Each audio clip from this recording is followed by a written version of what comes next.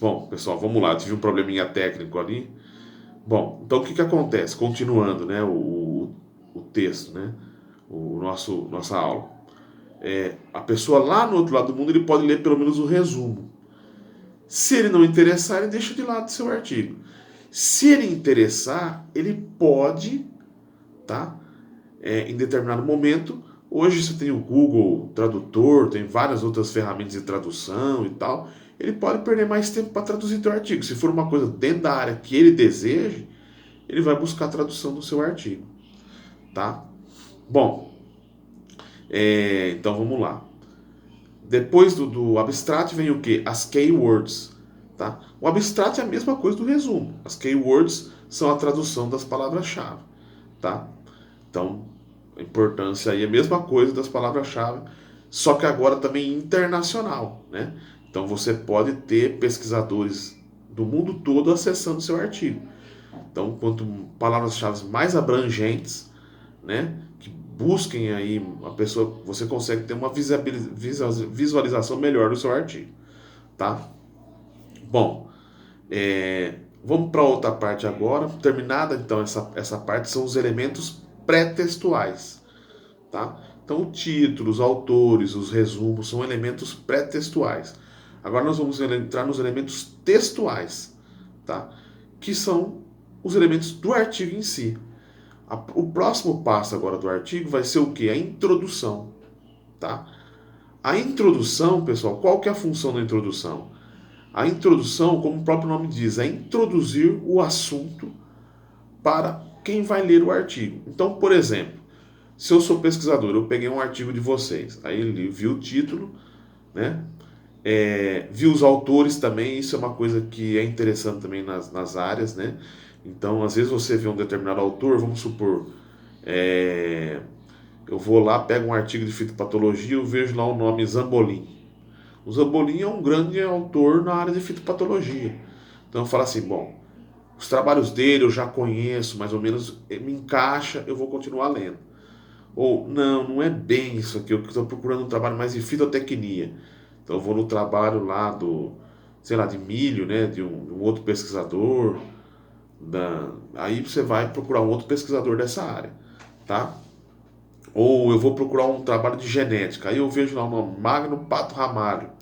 Opa, é um pesquisador, esse é da área de genética. Aí eu sei, bom, ele trabalha mais com feijão, eu sou mais da soja. Não, então deixa que não vai ser interessante para mim. Então tudo isso aí vai ser com que você vai continuar ou não lendo o seu texto, tá? Mas se o pesquisador continuou lendo o seu texto, ele vai entrar na introdução. A introdução, pessoal, qual que é a função dela? A mesma coisa daquela frase de impacto do resumo e do resumo em geral, tá? É atrair o leitor, tá? E convencer o teu leitor a continuar lendo o seu artigo, tá? Então, o resumo, pessoal, desculpa, a introdução, é muito importante que vocês façam uma introdução que quem estiver lendo consiga entender seu artigo, já interaja, né, com o que você vai dizer lá na frente, tá? Então ele vai começar a conhecer alguns elementos do seu artigo, tá? E, principalmente, ele tome o gosto pelo artigo, ele veja a boa escrita e tal, ele vai se interessar pelo artigo, tá? Você vai tentar fazer com que ele continue lendo, tá? Ainda mais hoje, né? Nós somos uma sociedade que as coisas são muito rápidas. Então você vai tirar ali 30, 40 minutos de uma pessoa para ler um artigo, tá? Então, que ele consiga interagir com o seu artigo, né? E que principalmente, né, ele leia até o final, tá? Então, em que ele entenda e que ele tenha elementos para continuar entendendo lá na frente, tá? Inclusive alguns termos técnicos você pode colocar, alguma coisa que você vai explicar da área, você vai explicar na introdução para que no resultado da discussão e nas conclusões a pessoa entenda, ou no material e método ela entenda por que você fez aquilo, tá? Então é um geralzão. A introdução é uma visão global do teu artigo, tá? Quanto mais bem feita ela for, mais a pessoa vai querer ler teu artigo, tá? Mais vai ter acessos, mais interessante vai ser e melhor ela vai entender as outras partes do artigo, tá? Bom, ok. Dito isso, a introdução, pessoal, ela pode ser dividida em várias partes, tá? Normalmente a introdução a gente fala que ela vai ter mais ou menos em torno de uma página e meia, no máximo, tá, pessoal? Então, no máximo uma página e meia, ok? Não mais do que isso, ok? É, então a introdução, o que que ela vai começar? Ela vai começar também com uma frase como se fosse de impacto também. A primeira, o primeiro parágrafo da tua introdução, você vai colocar a importância, normalmente na área agrícola, né? A importância da sua cultura. Por isso que o pessoal coloca lá, né? A soja produz, Mato Grosso produz 30 milhões de toneladas de soja, produz não sei o que, milho. Por quê? Para as pessoas poderem entender a cultura, tá? Entender a importância da tua cultura, ok? Tem uns probleminhas aí, mas vamos ver se dá para ajeitar aqui para a gente não perder essa parte que eu já disse até agora, tá? Acho que agora melhorou aí a visibilidade, tá? Então, Mato Grosso, a cultura, tá? Vocês vão citar nesse primeiro parágrafo, normalmente é para isso. Vocês destacarem a importância da cultura, tá? Então vocês vão dar dados que sejam. Você pode falar lá, tá falando de café. A cafeicultura representa 4% do PIB nacional. Peraí, 4% do PIB nacional é muita coisa, né? O Brasil está crescendo nada por ano, né? Ou 0,5%, você ter 4%, se você perder 4% do teu PIB, meu Deus, tá? Então a pessoa fala, nossa, é uma cultura importante. Vai ter casos que a cultura não é tão importante assim.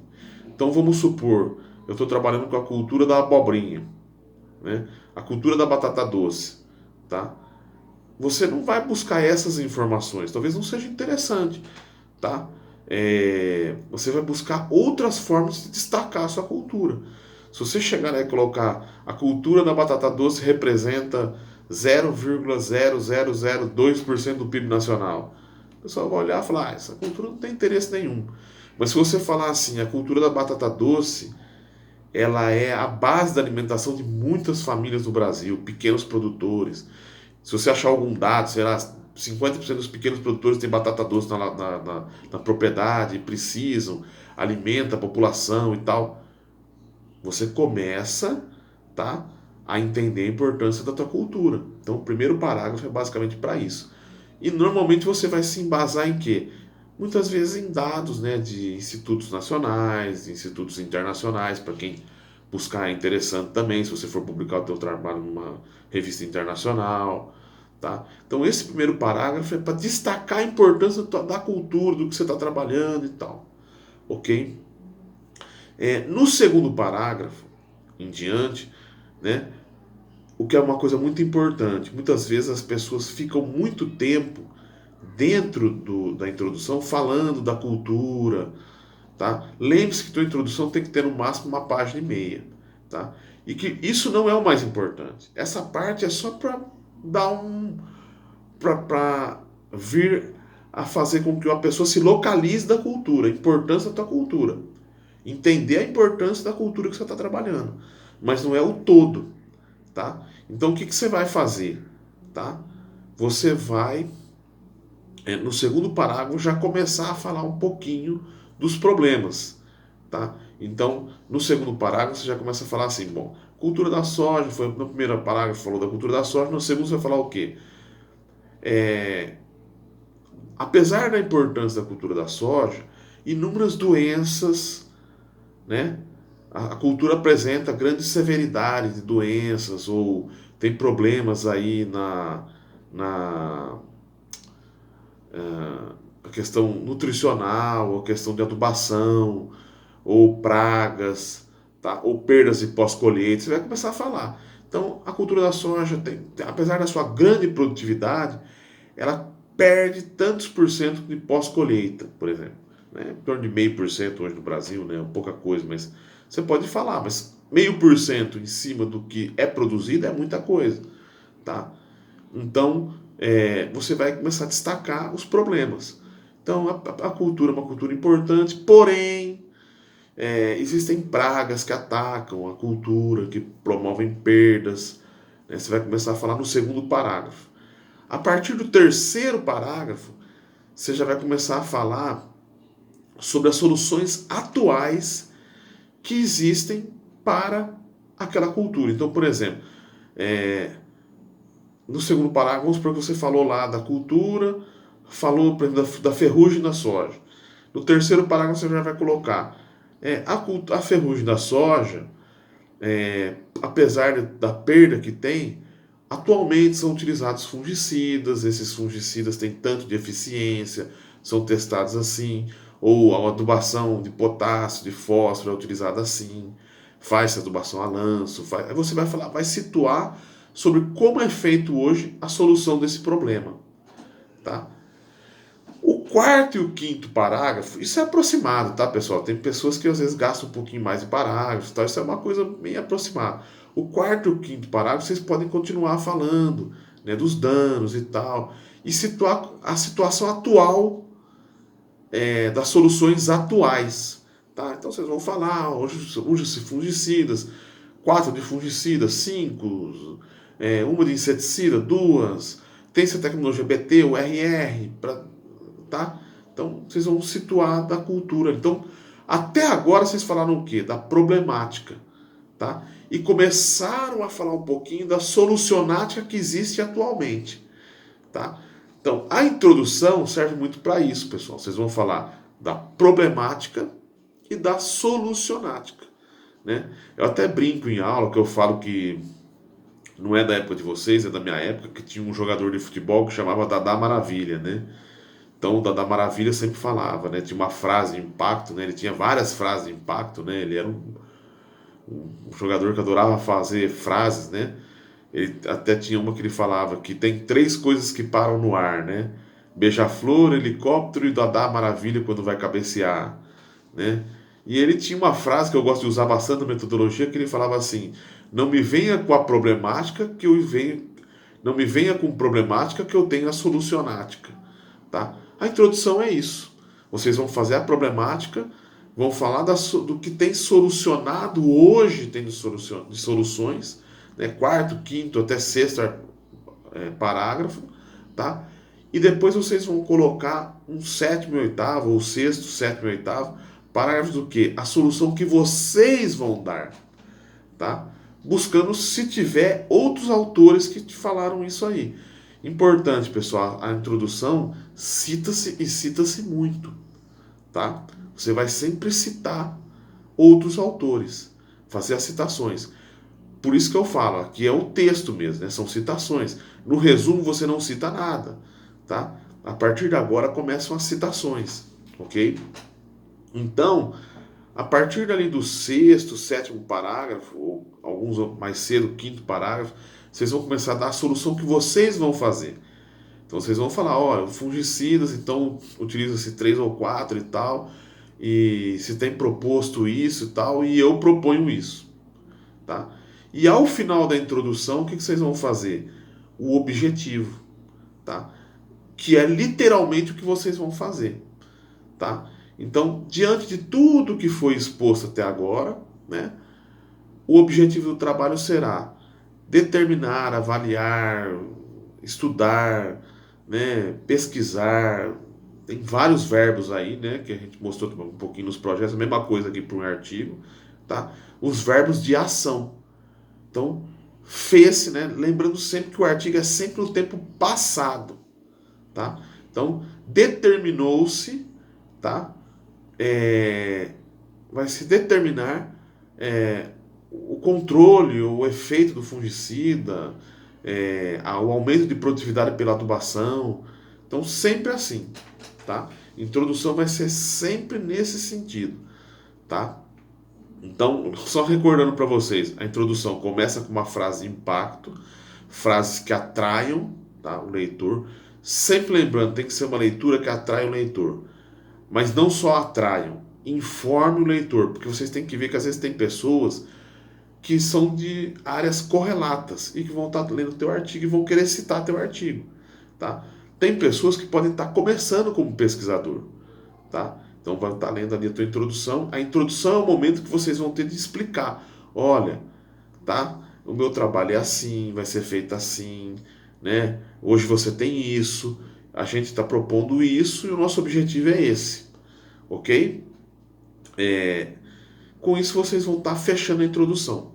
Uma página e meia, 7, 8 parágrafos no máximo, parágrafos curtos, sempre evitar texto com parágrafo muito longo, tá? Sempre citando bastante. A introdução também mostra o tanto que vocês buscaram de artigos anteriormente a escrever o artigo, tá?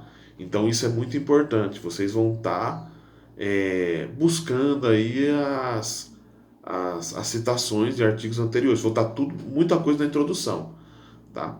Então, a introdução, a frase impacto, problemática, as solucionáticas atuais, o que se tem feito, buscar o que você tem feito, tentando correlacionar com outros artigos, o que você tem feito, e o objetivo, que é o que você vai fazer mesmo no seu trabalho, ok? Com isso a gente encerra aí a introdução, ok? Uma introdução bem feita já vai informar muito bem o seu leitor, tá? Aí, terminada a introdução, nós vamos entrar em outra parte. Qual parte agora? O material e métodos, tá? O material e métodos, pessoal, é material e métodos. Por quê? Porque não é materiais, né? É material, tá? E métodos. Porque são vários métodos que vocês vão utilizar. Dificilmente alguém faz um artigo com um método só, né? Então vocês vão ter várias metodologias. O material e métodos, pessoal, é o centro do seu artigo, tá? É o que vai transformar seu artigo num artigo científico. É o que eu sempre falo para vocês. Vocês estão estudando a metodologia científica. O que é metodologia científica? Vocês vão estudar métodos, tá? Vão estudar a melhor forma de apresentar os seus métodos, tá? Ok? Bom, falando na área agrária, né? Então, material e métodos. O que vai ser a primeira coisa, o primeiro parágrafo que vocês vão colocar no material e métodos, tá? Vocês vão colocar o local. Porque na área da agronomia o local é muito importante, né? Eu acho que todos vocês aí, a maior parte que é agrônomo, mesmo os engenheiros agrícolas, sabem, né? Que de uma região para outra, os resultados das culturas mudam muito, tá? Então, por exemplo, um milho que é precoce no sul, aqui ele vai ser super precoce, né? Ou tem essas questões de graus dia, né?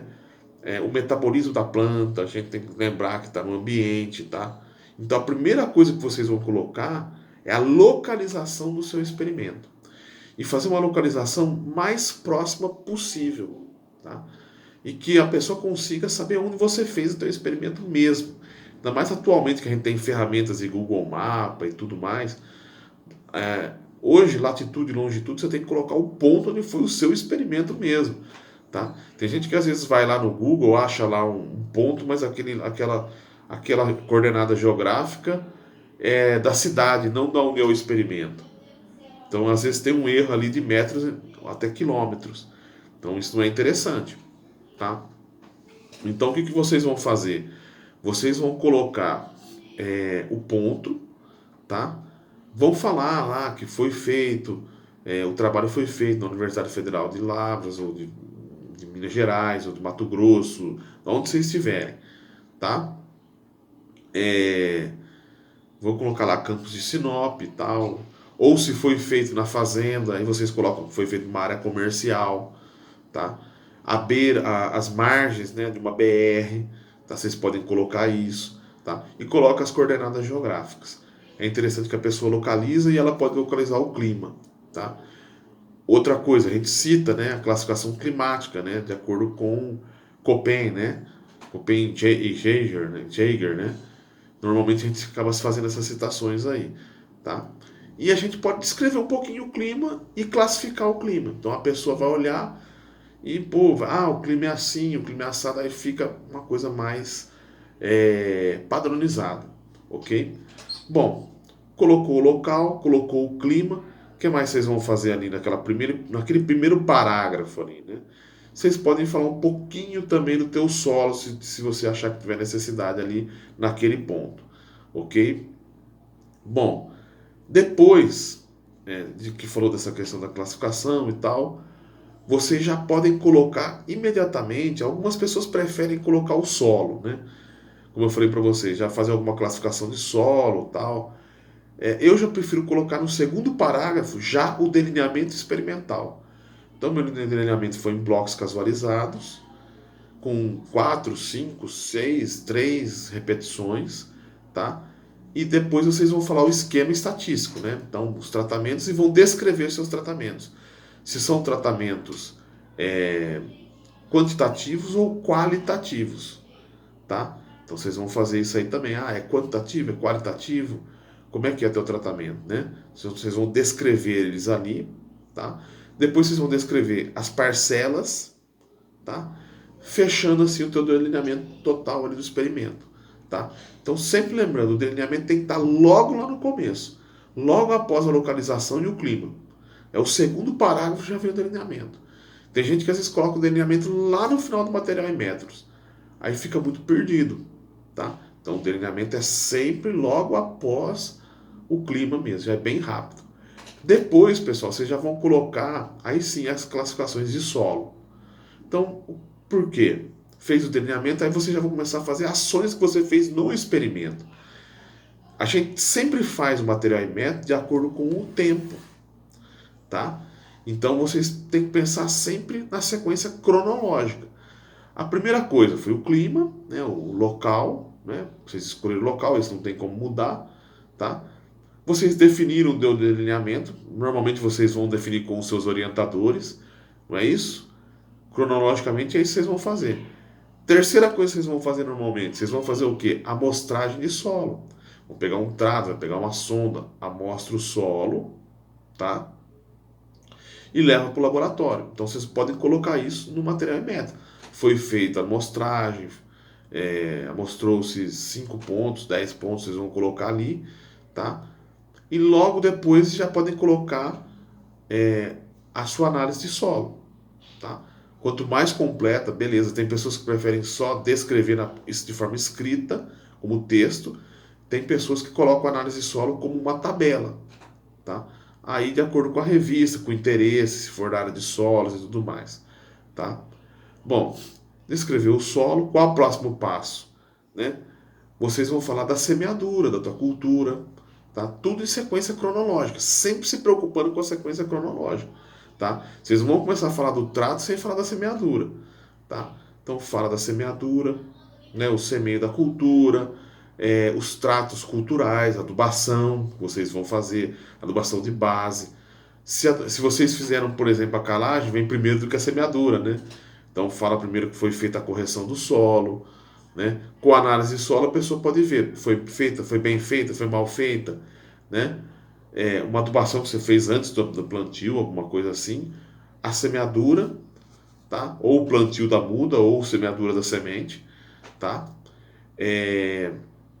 Depois da semeadura vem os tratos culturais. Então realizou-se adubação de cobertura, 100 kg de potássio, 80 de nitrogênio. Vocês vão descrever tudo isso aí. Depois vem, na sequência cronológica mesmo, aplicação de inseticida, algum inseticida e tal. Depois fungicida, depois junto com inseticida, tá? Ou fungicida no final. A questão do controle de ervas daninhas, né? Às vezes, então sempre em termos cronológicos. Aplicou o herbicida primeiro do que o fungicida, então fala primeiro do herbicida, tá? Sempre em termos cronológicos, tá? Então fez isso aí, vai descrever todo o seu trabalho, tá? Tudo que você fez de tratos culturais, tá?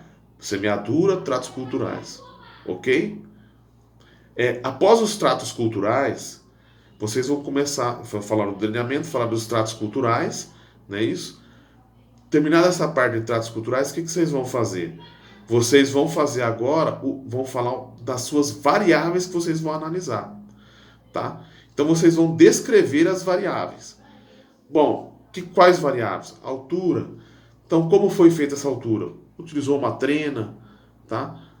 Então você fez a determinação da altura com o auxílio de uma trena, de um paquímetro, utilizou o clorofilômetro, descrevendo sempre muito bem descrito, tá? O mais bem descrito possível. Então o clorofilômetro, tá? Coletei 10 folhas, 15 folhas, 20 folhas, 30 folhas, assim por diante, tá? Então, vou colocar todas as variáveis. Então, foi feito sempre em termos cronológicos. Então, se primeiro você avaliou germinação de sementes, então, avaliei germinação de sementes. Então, primeira coisa, depois eu fiz a altura, depois eu fiz a clorofila, depois eu avaliei a massa seca, que é lá no florescimento, tá? Depois eu avaliei teores de amido, de glicose, de não sei o que, vocês vão fazer, tá? E por último, colheita, tá? Se fez alguma avaliação de pós-colheita, após a colheita vocês vão descrever isso aí. Eu determinei teor de óleo, então vem depois da colheita. Você vai descrever a colheita, quanto de umidade que estava na colheita, quantas plantas foram colhidas, tudo você vai determinar, tá? As variáveis que foram feitas aí e depois as variáveis de pós-colheita também, tá? Se você fez, aí você vai falar após a colheita, tudo na sequência cronológica, tá? Determinei o teor de óleo, teor de proteína, teor de amido, teor de açúcar, sacarose, glicose, vem tudo após essa variável aí, depois da colheita, tá? Sempre lembrando, é o mesmo esquema, tá? Pensa sempre em termos cronológicos. Quando vocês forem escrever o material em métodos, vocês façam uma planilha cronológica, tá? Muitas vezes eu vejo esses artigos que a pessoa coloca a colheita lá no início e depois coloca a parte de outras variáveis, tá? Então, coloca as outras variáveis que foram avaliadas primeiro, depois a colheita e finalmente o que foi feito em pós-colheita, ok? Bom, fez uma descrição das variáveis, descreve bem as variáveis, tá? Faz a descrição o máximo que puder dessas variáveis, descreve bem descrito, citando, sempre citando bem os nomes, e como foi feito, detalhar ao máximo. É mais importante que vocês detalhem mais do que deixem informações para trás, tá? Outra coisa, no material e método vocês já podem fazer citações, tá? Então, por exemplo, se tiver um método de uma variável que você está avaliando que alguém já fez, vocês vão citar ali, tá? Então vocês podem fazer essas citações aí dentro do material e método, tá? A tua colheita foi feita assim, igual o fulano de tal, vocês podem citar, tá? Os métodos de colheita, de pós-colheita, os métodos de avaliação de altura, sei lá. Todas as variáveis vocês podem citar outros autores. Então foi feito de acordo com a metodologia também proposta, tá? Principalmente métodos de laboratório, tá? Métodos de laboratório é muito interessante você citar outros autores, que são métodos que você não foi você que desenvolveu, foi outro autor, ok? E aí vocês vão fazer essa sequência cronológica e vão fazer toda essa descrição dos seus métodos, né? Desde lá do começo até a parte de pós-colheita ou alguma análise que foi feita lá para o final, ok? Bom, lembrando que vocês podem citar, né, os outros autores. Vão terminar essa parte das variáveis analisadas, que vocês vão ter analisado ali durante o seu trabalho, tá? Terminada essa parte, vocês vão então para a última parte do material e métodos, tá? Então a primeira parte, o clima, lembra lá? O clima vem lá desde o início, o clima, sempre na sequência cronológica, né? Clima, delineamento, que foi que vocês definiram primeiro com os seus orientadores, tá? Os tratos culturais vocês foram realizando, tá? E depois dos tratos culturais vem as variáveis e colheita, tá? Findada essa parte, vocês vão então para a última parte do material e métodos, que é o quê? A forma estatística que vocês realizaram as suas avaliações, tá? Então, como foram tabulados os dados, tá? Quais programas vocês usaram para fazer a análise estatística, tá? Então, vocês vão citar lá, tem programas que são livres, o R, Sysvar, Saeg, tá? Mas tem programas que são, você para citar isso, então eles são pagos, por exemplo, o SAS, né? Então, o SAS, se você não tiver a anuidade dele paga, você não pode citar ele, né? Então, você tem que citar outros programas, tá? Ou se tiver, às vezes uma instituição de pesquisa paga o SAS, aí você pode citá-lo, tá? Mas se não, você não pode citar esses programas. É muito importante vocês se preocuparem com isso também. Então, o programa estatístico que vocês utilizaram, né? E dizer se vocês fizeram as avaliações através de equações de regressão ou os testes que vocês utilizaram. Utilizei teste Tukey, teste Duncan, teste Scott Knott, tá? Então, os testes que vão ser utilizados lá na frente, tá? Então, você vai colocar e a probabilidade que você utilizou também, tá? Então, é importante isso. Então, qual probabilidade que eu utilizei como padrão para mim? Né? Vocês podem definir isso. As diferentes áreas têm diferentes probabilidades, tá? Às vezes você pode ter utilizado como probabilidade 10%, tá? Por que 10%? Porque 10% às vezes para você essa margem de erro ela não é para uma determinada área, não é uma margem tão baixa, tão alta assim, tá?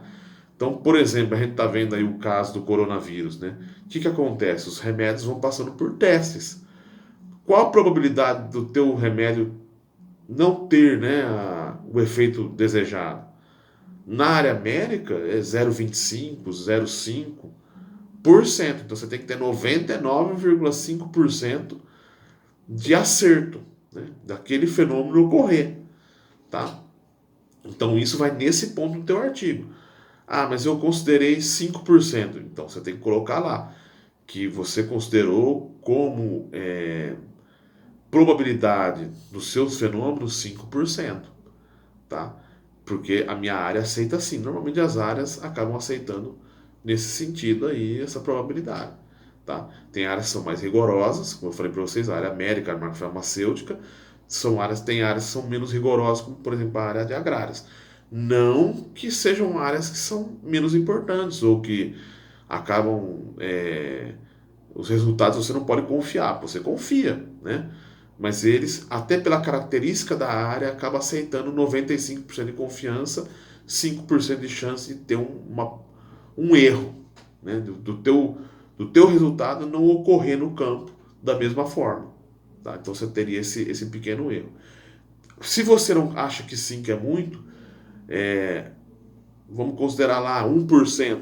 Então 1% de probabilidade é a tua consideração. Então, o pesquisador também faz essa consideração dentro do que também é considerado dentro da área. Porque não adianta você querer considerar 10%, vai cair dentro de uma revista, outros cientistas vão ver e vão falar, não, 10% é muito, tá? Na nossa área a gente considera até 5%, a gente acaba desqualificando o artigo, você tem que alterar toda a tua metodologia ou a tua análise estatística, tá? Então, nesse final do material e método, você tem que ressaltar como que você fez a sua análise, a probabilidade que você considerou nessa análise, tá? Os programas que você utilizou, né? E quais testes também que você utilizou, ou se você utilizou regressão, quanto que foi a probabilidade também dessa regressão, tá? Por quê? Antigamente, pessoal, é engraçado, até a ciência ela evoluiu tanto, né? Antigamente, por exemplo, o mestrado que vocês vão fazer em 2 anos, 1 ano e meio, muitos de vocês, né? Antigamente ele era feito em 4 anos. E o doutorado era 8 anos. Tá? Por quê? Antigamente você não tinha ferramenta estatística nenhuma, você tinha que fazer a estatística na mão. Tá? Então, nesse ponto, você não citava nada, você fez na mão. Tá? Você considerava só o teste, a probabilidade. Né? Eu tenho um tio meu que ele era professor no ITA, quando ele fazia o doutorado, eu ia na casa dele em São José dos Campos, as análises dele eram todas na mão, e ele batia, os gráficos ele mandava fazer um desenhista. Por isso que o doutorado demorava 8 anos, porque o desenhista pedia lá 20 dias para fazer um gráfico. Né?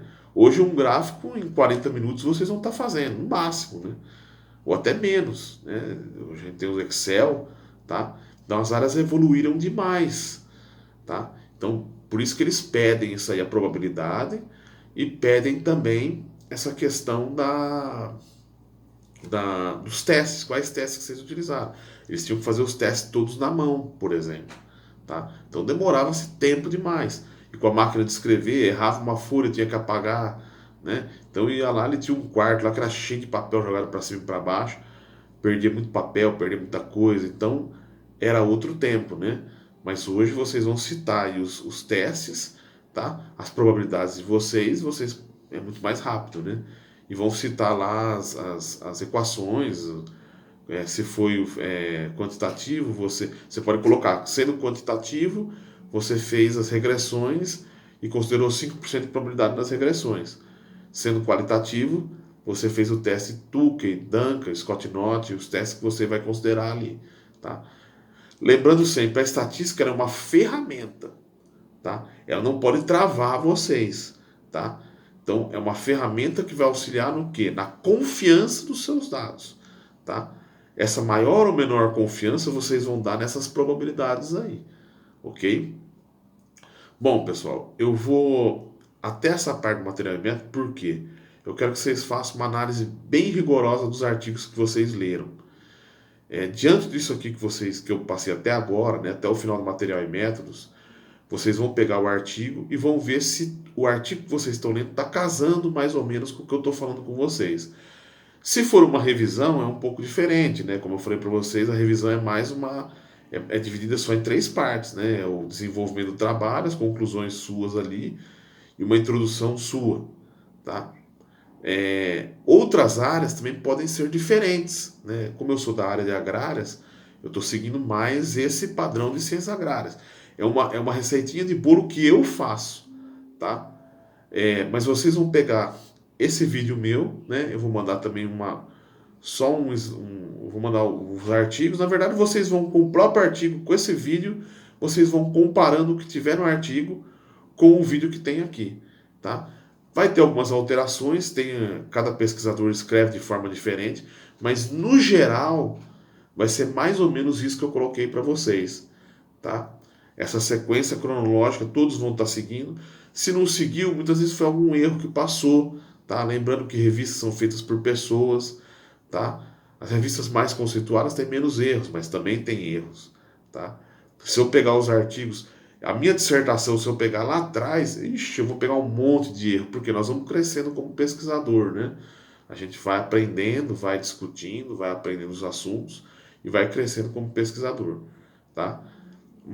E aí a gente vai mudando os conceitos da gente, a gente vai se aprofundando mais em ciência, e aí a gente vai negando a gente mesmo, né, lá atrás, né?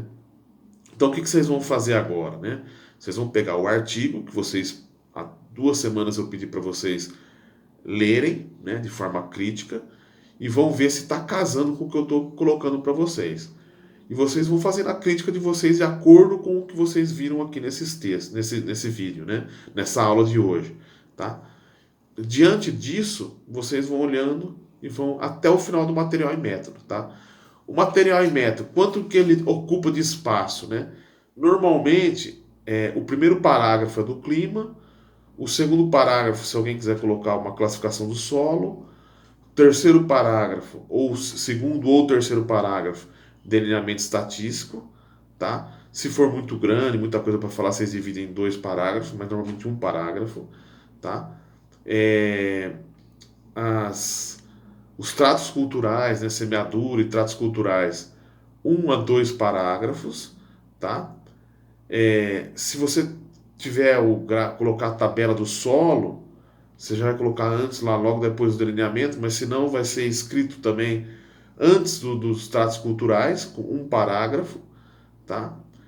Depois vocês vão entrar nas variáveis, aí vai ser 3 ou 4 parágrafos, né? Ou mais parágrafos, se for mais variáveis, né? Que você estiver colocando no artigo, tá?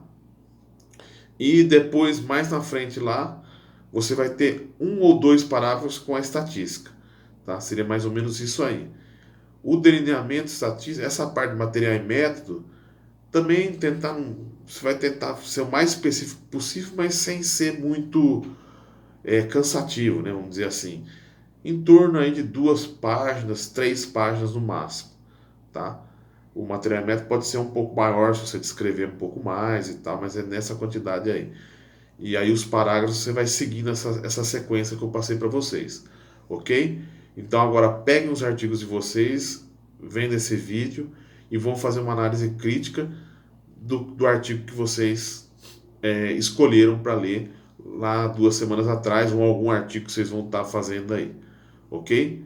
Espero que esteja tudo bem e eu vou passar mais 2 semanas de aula e aí eu já vou pedir para vocês entregarem já mais atividades lá na frente, ok? Obrigado e boa semana para vocês aí.